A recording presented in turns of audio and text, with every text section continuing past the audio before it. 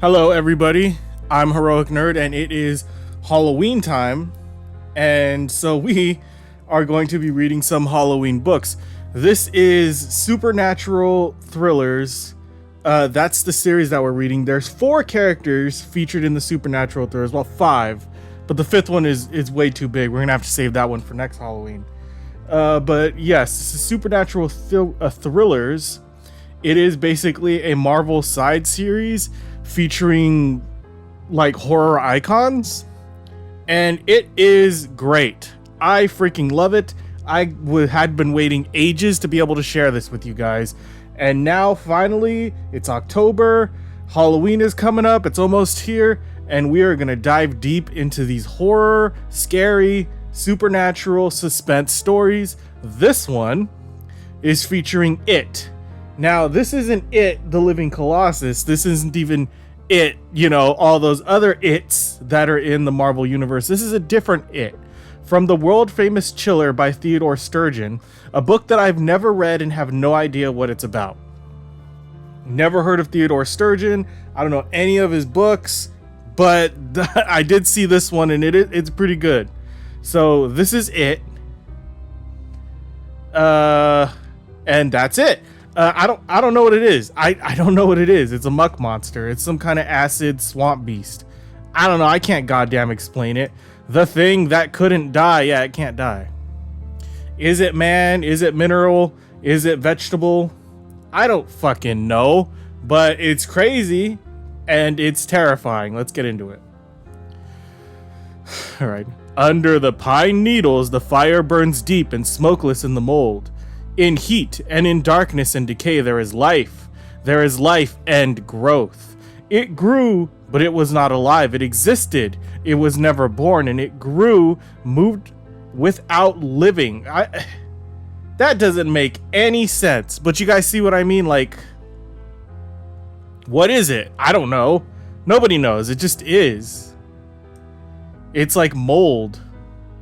It crawled out of the darkness and a hot, damp mold into the cool of the morning.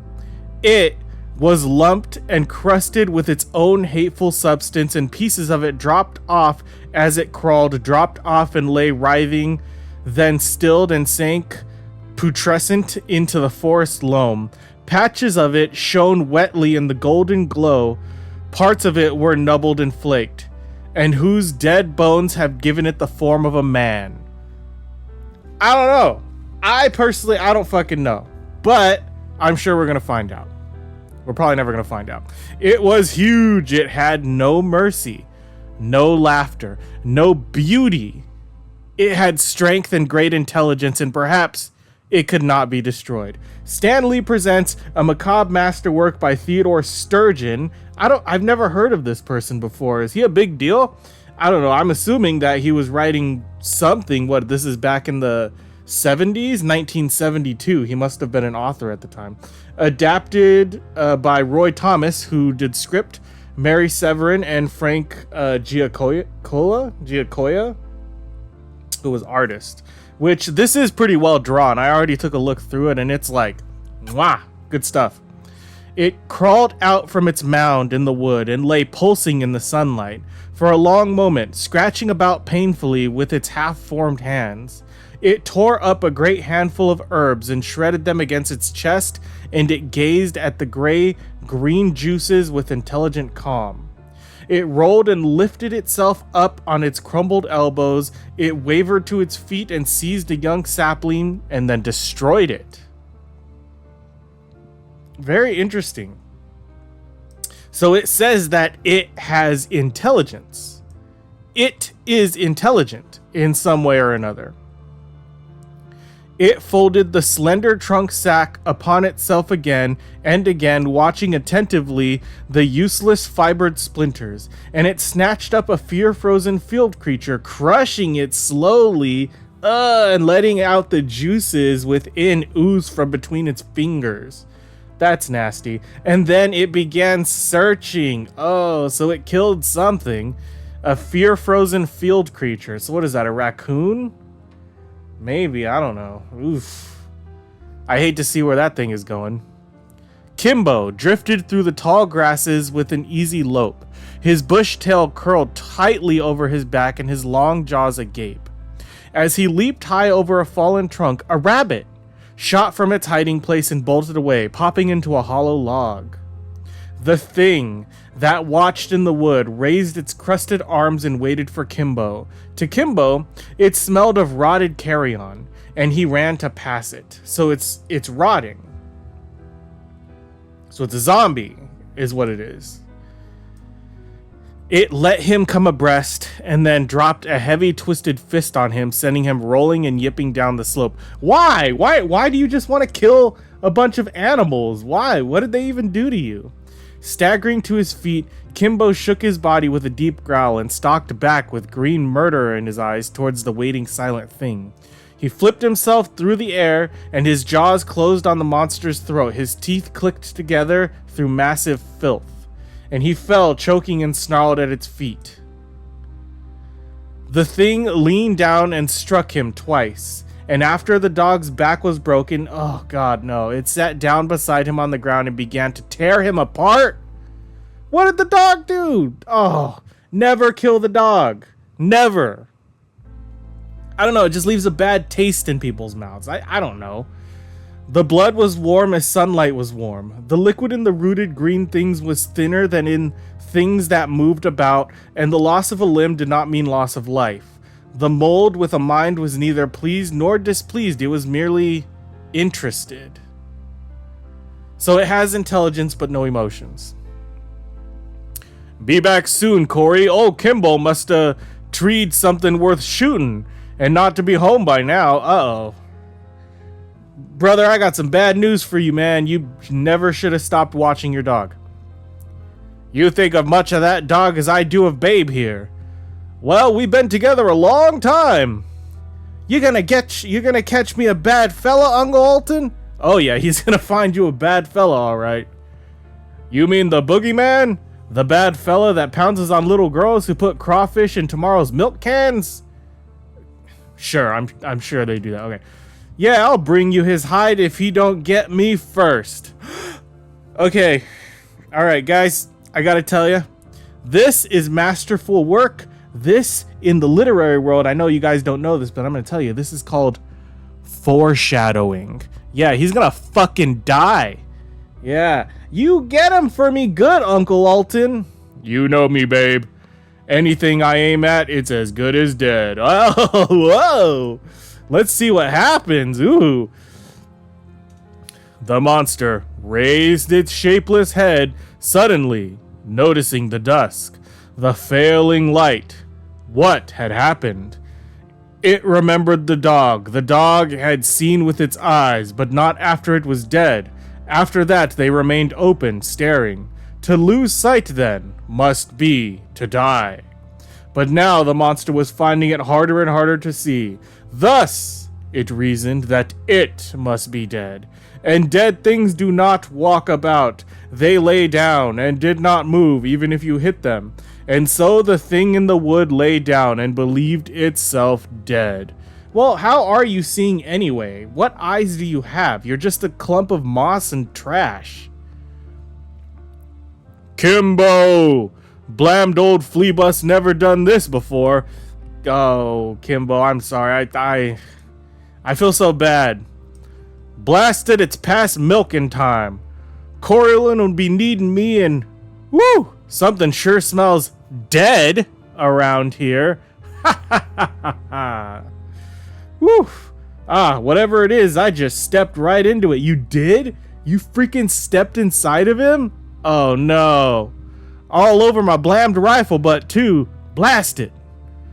The monster lay quite still, regarding Alton dimly as the deep footprint in its chest slowly filled. It wondered at this new, uncautious creature. It didn't kill him. Holy mackerel, it didn't kill him. It watched him go, watched the interesting articulation of his joints. Guns and boots mostly clean now anyhow. Here, Kimbo, come here, dog. I'm assuming they live in the south. Corey, where's Alton? Corey, supper's getting cold, and Babe won't eat until you two come home. I'm afraid she's hungry then. Calissa, he ain't back yet. Not back? But it's after 9. Yeah, it's after 9. Maybe you should go. Maybe I should finish my chores is what I'll do. God damn it. I've got cows to milk, chickens to put to bed. But that brother of mine, he's got no call to use us, so Calissa. But Corey, maybe he's hurt. Yeah, dude, come on. Ain't nothing gonna hurt Alton that a bullet can hit. And as for that mangy hound of his, why? Now what are you thinking about, woman? Oh, I'm just thinking about spring, Corey. About how Babe found a bear cub and started to carry it home. Oh no. Oh, seriously? What an idiot. That's a bad idea. And about how Kimbo held that raging black bear at bay, the one that attacked, and then Alton shot it. And you can hate a dog or a man that saved our child for you, Corey. Yeah, you can't do it. Fine! I'll go find my brother. It's alright, Calissa. It is late, and I don't reckon he's strayed far. Oh, I knew you'd go. Oh. It ain't that I'm feared for him, but don't you wait up here. The path up the slope to the woods was steep, and Corey's 12-gauge shotgun felt heavy in his hand. A fetid odor of mold hung in the chilled air. That's what it's like. Mold. Mold is deadly. That's probably what killed the dog. The dog bit him, and it was like biting into mold. It was like instant poison. Alton Drew, I found Kimbo, Corey. Alton? Corey's eyes could scarcely pierce the darkness. Still, something in the tight, monotonous voice made him stop in his tracks. Kimbo's dead, Corey. Something tore him up. Tore him up? Good Lord, Alton, another bear? No bear. Not nothing on 4 legs would ever done it, just killed him. And then it tore him up. Come sun up, I aim to track the one who done this job on Kimbo. Ah, you're drunk. Or crazy. Now you come long home before... Oh... You ain't trumping up those tracks for me, Corey. Now you keep back or I swear... Ah, no! Why are you guys turning on each other? That's so stupid. My gun scatters, Alton, while my gun kills. For a full minute, Corey's pained breathing was the only sound. Then he turned without a word and stamped back towards the farm. And still, it lay black and liquidescent amidst blackness, believing itself dead. He turned his gun on his own brother, that's what he did. If he ever set foot on my land again, I'll fill him full of holes. Oh, Corey, please, you'll wake the babe. Oh, Jesus. It would be awful if Daddy did anything to Uncle Alton. Someone ought to warn him. Yes. Someone ought to. This is gonna be bad. This is all gonna come to a head. I can feel it. The sun came up somewhere. A bird made a high yawning peep as the first golden ray sheared down between the trees and past the mass in the still shadowed bushes. It could see again, and so it knew that it must be alive. Dead things live again. That was curious. And what about dismembered dead things? Slowly it shuffled off to find Kimbo, to see if he too were alive again. He was not. Babe bounced out of bed in the enviable way of the very young, and her mother was way too busy being busy. To notice when Babe packed a furtive lunch pail with what? Oh. She was halfway to the woods when Alton's gun sent echoes giggling up and down the valley. She ain't even got shoes on. What are you gonna do? But she didn't stop running. Corey heard it too and counted. 4 shots. It had never taken him 4 shots to kill anything before. The man could not understand. It had seemed. Could not comprehend this thing that would not lay down and die after he had put a bullet into it. Oh, he found the fucking thing. The thing in the wood had stopped for a moment when it felt the first bullet pass through its slimy forehead and out again into the cool light of morning. Then it had shambled forward again, and that's when it had gained the 3 close-sit pits in the back of its to match the one on its head. Oh, okay. Okay, uh-oh! Oh, it grabbed him. That must have been why the man had rushed forward, the hole making a stick in his hand. Oh, fuck. And had struck the blow which had sloughed away half the monster's shapeless face. But the second blow had made a deep indentation in his shoulder. Even when this had happened, the monster still had not been hurt or angry. He doesn't even realize what's going on. He doesn't even realize he's being killed. It had merely wondered why the man acted the way it had been. Curious. And when it was curious, it did things. He's gonna tear him apart? When Babe heard no more shots, she knew that whatever Uncle had fired at must be dead. It's a bear, most likely. Still, maybe she shouldn't run to him after all. Pursing her lips, she gave one of the bird calls Uncle Alton had taught her so well. She repeated it, then twice more. That was their signal, that they would meet at their secret place. And that little sound drowned out for Babe the far-off sound of Alton's dying scream. Oh, no! No, anything but that. In the tree that arched over the presence of death, the large jaybird heard Babe's realistic cry. It screamed in reply 4 times. 2 and 2. Clarissa, get Babe inside while I grab my gun. Alton's gone off his nut, probably killed a man up there. Oh, what's wrong? Woman, didn't you hear me? It's Babe. She's gone. Ah, everything is going to shit. No.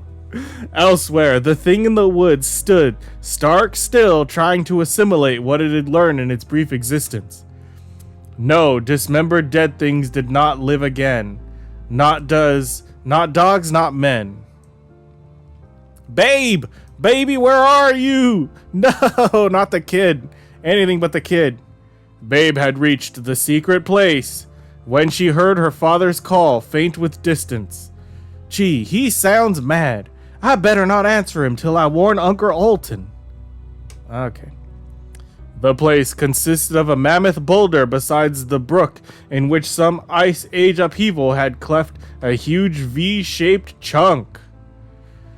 Inside was a little ceilingless room, rough and uneven, yet a level floor. Babe scrambled in as she had done so many times before. She loved it here because it was shaded and cool and the chattering stream filled it with laughing gurgles. Then, because she was here, and Alton wasn't yet, she fell to on the lunch she had packed. She saved one sandwich for Alton, though. Corey dropped to one knee. There was something in that thicket, all right, something black, keeping quite still. Come out, you! Come out, or by heaven, I'll shoot! All right, I warned you, I ain't doing it twice. I'm like, what? Who the fuck is that? My hand! You shot me, oh please, no more. I didn't do it, please don't shoot me again. Who in the devil are you? I didn't do it, I swear I did not do it. I was just walking along and I heard the gun and I heard some swearing and an awful scream and I went over there and peeped. That's when I saw the dead man and I ran away and hid. And you shot me. I thought it was a scattergun. Shut up. You're not making any sense and you're trespassing besides. Now you say there's a dead man up there. I'll take a look-see in a minute. But first, what are you doing here? He just explained that. He just explained that and you didn't listen. And now I know you're not a good listener. Okay. I'm looking for someone. Roger Kirk. Please. Please don't kill me. A Roger Kirk. I've never heard of him. Me neither. And we're already like 3/4 of the way through this, so. Of course not. He's been dead since 1929. But his grandson left his will last year, you see? It says that anybody who finds Roger Kirk's body to bury it in the family plot gets a big pile of money. I read all about it in this clipping here. Oh, I don't care about that. How'd you figure to recognize a man that's been dead 40 years? Can't be more than a skeleton by now. It says he was 5'5", and his left arm had been broken over once, and there was a silver plate set into his skull. So you're out here looking... What? He's dead! How are you gonna find a dead man? He disappeared around here right after the stock market crash. His grandson was the last of the line, so he left this crazy will. You're not going to shoot me again, are you? Jesus Christ, probably. I would. Over here talking crazy to me like that. I wouldn't dream of it, fella. You follow this path to my place, and my wife will fix your hand. But don't tell her about the dead man you saw, you hear? Oh, God. This is bad. The little man in black hurried down the path, whimpering and holding his hand as if he'd rather wished he could limp with it. He did not see the great moist horror that clumped along behind him. The great moist horror. Of all the nicknames, that's the winner. Well, this hanky will stop the bleeding anyway. Sure smells rotting around here. Oh, God. I wonder why. Is it the rotting monster? Okay, the monster reaches what might have been a hand towards the man's leather briefcase as he fled. It tore the case twice across as if it were a tissue. Then, finding it no longer interesting, it turned back into the woods. Ugh, what is up with you, monster? You tear apart everything. After Corey had given the little man the man a shove in the right direction, he went alone, in cold fear, up the path, towards the spot where he found Alton the night before. He found him here now too, Alton and Kimbo. Kimbo and Alton had spent years together in the deepest kind of friendship, and now they were dead together. Corey, Drew, was a strong man, but when he saw the thing the mold had done to his brother and his brother's dog, he fainted dead away. Oh no! Gosh darn it, this comic book is like watching a slow-moving train wreck. It just gets worse and worse and worse. Babe was a bit worried that Uncle Alton hadn't arrived by now, and so, when she'd consumed all but that final sandwich, she climbed back up and out of the narrow opening. She was bored. She tried some success to skim several flat pebbles across the muddy brook. But when that was done, she began to sing, tunelessly. She's not talented. Pretending to dance a minuet like a girl she had seen in the movies. Uncle Alton would be along soon now, real soon. Lady, he ain't coming. He's not coming. You have to get out of there. Corey did not remain unconscious for long. Rising after a few minutes, he had turned away from what he had seen and had leaned, unsteady against a pine panting. Ugh. Forcing himself to dwell upon a course of action, Corey searched weakly till he found Alton's gun and some shells that made it better somehow, but Alton's own bullets was the right thing to use. Whoever you are, I'm tracking for you, bub. Oh, God. Through the brush, he followed the strange tracks, amazed at the amount of filth. Oh, my God. He's following the mold. What an idiot. He's amazed about the amount of filthy mold about, and gradually his mind associated it with the thing that killed his brother. He knows. Somehow instinctually he knows. Circling around as he trailed the monster's wavering spoor, he found at last a mutilated briefcase, the little man in black. Muck! All over the case in those papers. There's nothing but muck. Must have something to do with whoever molded Alton and what? And over here, another set of prints, but not a little man's. No, they look more like, oh God, they're babes. And for the first time, Corey Drew was frightened. I'm frightened too. This is quite suspenseful. Back in the cave at the foot of the cleft, Babe was still singing, but the day was getting warm and she was bored. For just a moment, she considered devouring the last of the sandwiches, even took a small tentative bite. But no, that was Alton's if he ever got here. Lady, you can eat it. It's fine. You can eat it. It'll be fine. And then the rustling of the bushes at the entrance to the cave. Uncle Alton, is that you? It's not him. There was no answer, but above she saw the bushes being thrust aside. Quickly she ran to a tiny cul-de-sac in the rock wall and scrambled her way up. She even giggled when something shuffled down the steep slope of the cleft and lay to land heavily on the floor of the cave. She heard no heavy breathing though, in fact no breathing at all. Ah! Well anyway, it had to be Uncle Alton because he was the only one who knew about the secret place. Giggling again, she squeezed her way out into the narrow crevice and into the worst, most dreaded nightmare. God, I hate Halloween. It's crazy. She squealed in horror, and the monster wondered at the queer little noise she made. Yet even as it lumbered forward, Babe turned and scrambled back into the crevice. Oh my God. It's following her! There she crouched, Wide-eyed and frozen as the monster clumped to the mouth of the fissure, from there was no other exit. It tried to walk to her, and was stopped by the sides. It stood straining against the rock as its shoulder pressed harder and harder. Amidst the overpowering odor, Babe sat up and slowly, and wild hopes burst through her voiceless fear. It couldn't get in because it was too big. It was simply too big. The substance of its feet spread slowly under the tremendous strain, and at its shoulder a slight crack appeared.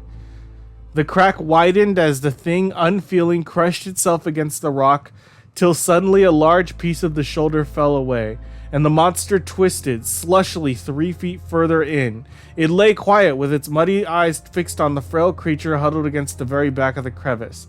Then it brought one thick arm upwards and reached. Oh God! A filthy clubbed hand stroked down Babe's back, leaving a trail of muck on her blue denim shirt. She made no sounds. Then it surged suddenly, and lying full length now gained that last precious inch.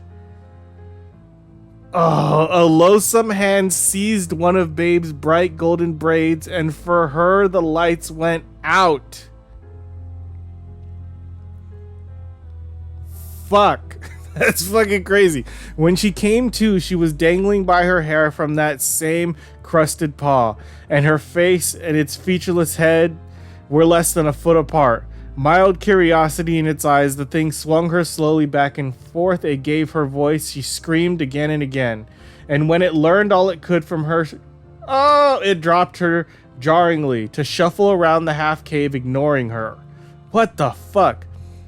It was kneading the lunchbox interestingly when Babe opened her eyes again, so that just as it turned back towards her again, she took a deep, terrified breath and raced past the slime-covered form and out into the shallow pureness of the pool in front of the rocks.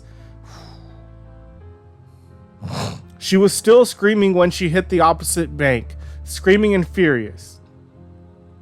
All right, bad fella, you tried to hurt me, and I'm gonna see it if I can't hurt you. Did she get it? Oh, she got him. The monster was just taking a step towards the water when the grapefruit-sized stone struck squashily against its ankle. Caught off balance, the thing's unpracticed equilibrium could not save it, so it tottered for a long, silent moment at the water's edge and then splashed into the stream, even as Babe ran, shrieking away. She fucking got the thing, dude! Dude, that's fucking sweet! Babe! Babe, I'm coming for you, girl, I'm coming! Perhaps Babe heard her father's cry, but that faceless horror was behind her somewhere, so she just kept running and screaming. Corey had to run hard and fast to catch up with Babe, and even when he did, she just kept screaming on, and she didn't see Corey at all, not even when he held her and tried to quiet her. The monster lay in the water. It neither liked nor disliked this new element, but merely rested on the bottom, its massive head a foot beneath the surface. Curiously, considering the facts it had garnered. There was the humming voice that had brought the monster questing to the cave, and the little two-legged one who had screamed when he came. Jesus. And now there was the new, cold, moving thing he had fallen into, which was washing his body away. That had never happened before. The monster decided to stay and observe this new thing, which was after all very interesting. The brook came laughing down from the hills, and when it came to the pool by the cloven rock, it found the monster there and plucked at it. It was a thorough brook where it found filth. It removed filth, and if there were layer on layer of foulness, then layer by layer it was removed. I am smaller now, the monster thought. That is interesting. I could not move now if I tried. And now the part of me which thinks is going to, and when it goes, I will stop thinking, stop being, and that too is a very interesting thing. And so the monster melted, dirtying the water, and soon the water was clean again, washing the skeleton that the monster had left. Oh, it's the old man from 1920s, the skeleton with the badly healed knot on the left of his arm and the gleaming silver plate in its pale skull. Yes, the skeleton was very clean now. The brook laughed about it for an age. They found the skeleton, those 6 grim-lipped men who came seeking a killer, but they never learned about how it had crawled out of the hot, damp mold and monster. For no one believed Babe when she told her story days later. It was the bad fella that done it! The bad fella!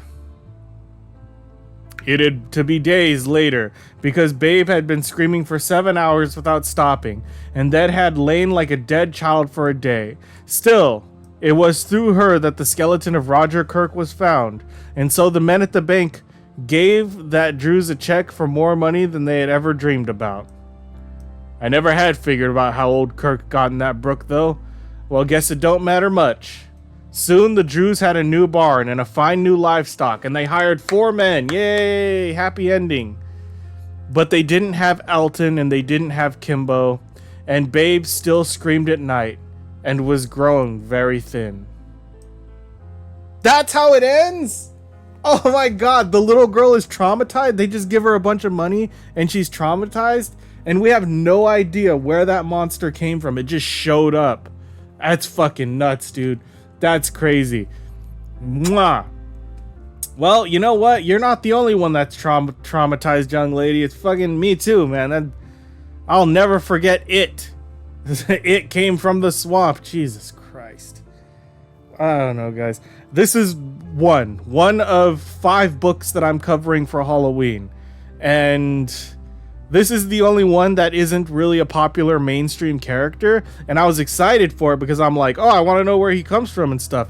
The worst thing you could have done was give me no explanation. Now I'm gonna be up all night. God damn it. Oh, god damn it. This stuff of nightmares, let me tell you. I hate Halloween, but I love it a little bit.